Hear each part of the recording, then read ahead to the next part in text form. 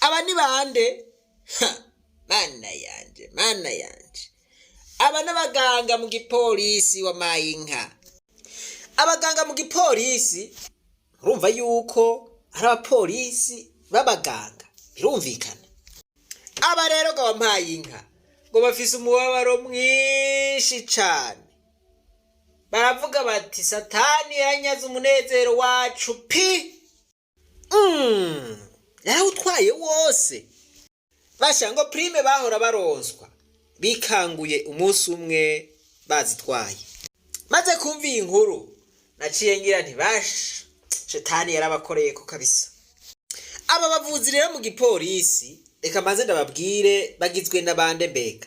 Bagizwe n'aba infirmier. Aba infirmier nibaza ko mu Kirundi ari abaforoma. Aba brancardier naba usanga bakoresha brancard.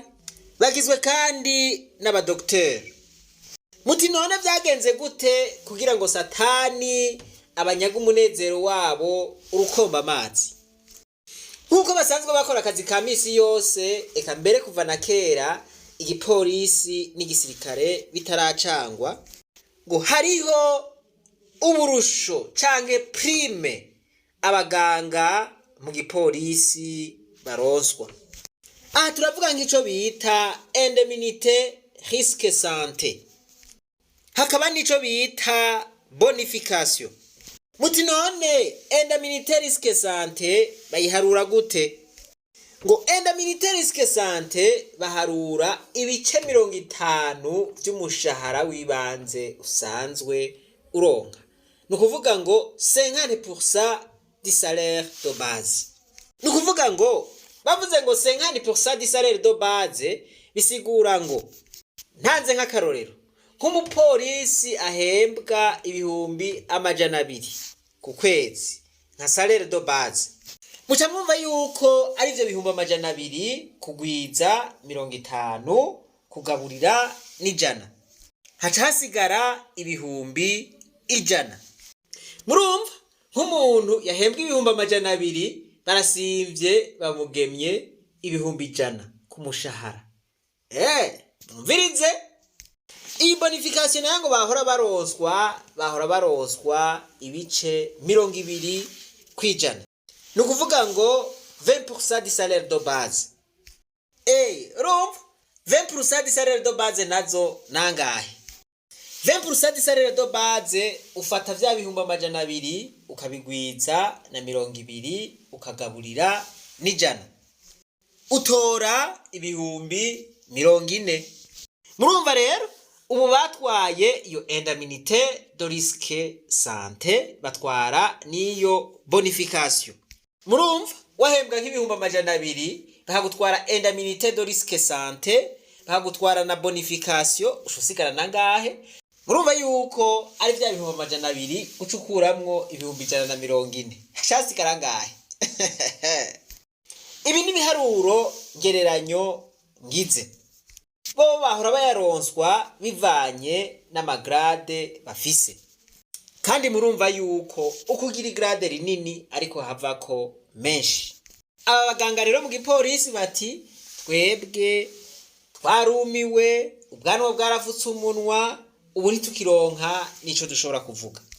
Bati mu mpera z'ukwezi kwa12 mwaka uyu niho bagiye ku makonte yabo bagiye gufata nkuko vyahora, basanga ayo maprime barayakondoye kandi ata muntu numwe babanje kugisha inama. Ngo ntibatahuye ivyo ari vyo gushika n'ubu baracabaza. Bati nimwiyumvira umaze nk'imyaka 20 uronswa ako gashiruka buti canke ayo maprime. Bakavuga yuko bari barafashe amadeni mu mabanke, ngo babonye ayo maprime bayatswe ngo yari nkuru y'incamugongo. Bati nkizo bonification zozo bazihabwa n'itegeko ry'umukuru w'igihugu. Biboneka neza ko ngaha ryasinywe n'umukuru w'igihugu President Pierre Nkurunziza.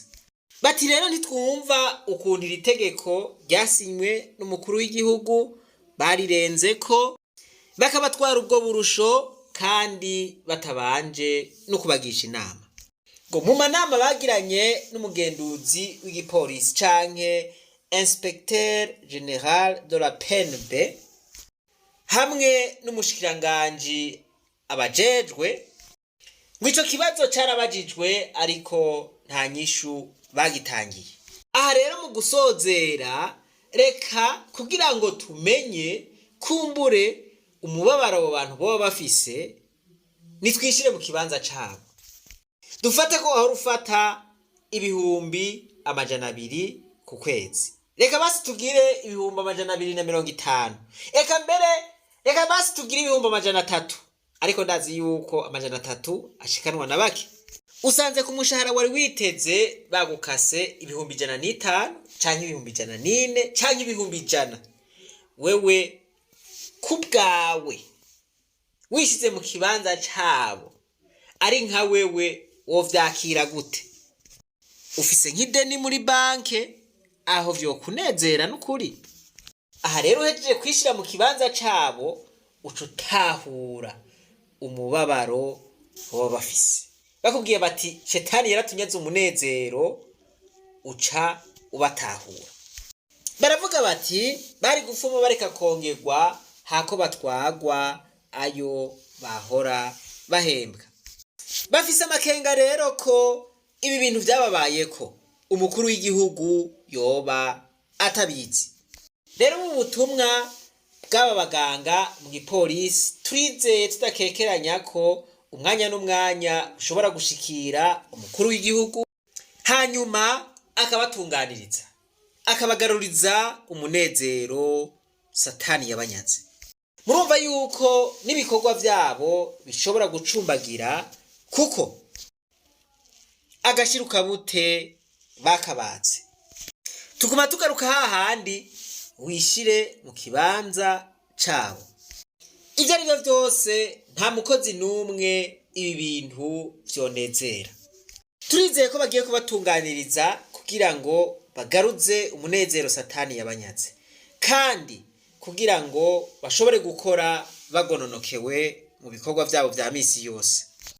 Tuvugane ukuri mu gusozera, aho kugira nkuko akazi ka misi yose ugakora ugononokewe, mwumva ko kazi wokora bakugize nkuko ko tanga umusaruro mwiza? Mu gufata ingingo tube tureka gushira abantu mu kibanza cabo, ariko tubanze twishire mu kibanza cabo. Iyo ni principe d'échange y'uburongozi bwiza. Imana yo mwijuru nibampezagirire aho muri hose.